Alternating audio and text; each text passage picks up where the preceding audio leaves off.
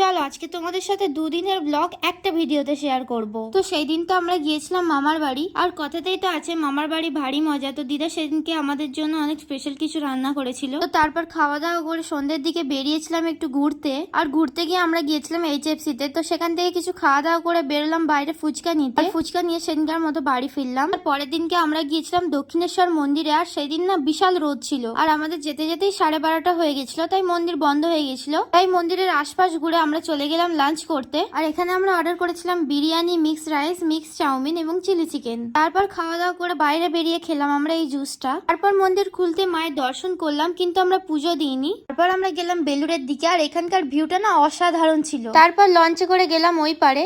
বেলুড় মঠে এসে ঘোরাঘুরি করলাম, আর এখানে না বেশি ভিডিওগ্রাফি অ্যালাউ ছিল না, তাই বেশি করিনি। বাইরে বেরিয়ে খেলাম দই বড়া। সেদিনকার মতো আমাদের ঘোরাঘুরি কমপ্লিট করে বাসে করে শেষ পর্যন্ত বাড়ি এলাম। তো তোমাদের এই ঝড়ের মতো ব্লগটা কেমন লাগলো অবশ্যই জানিও। আজকের মতো আসি, দেখা হচ্ছে নেক্সট ভিডিওতে। বাই।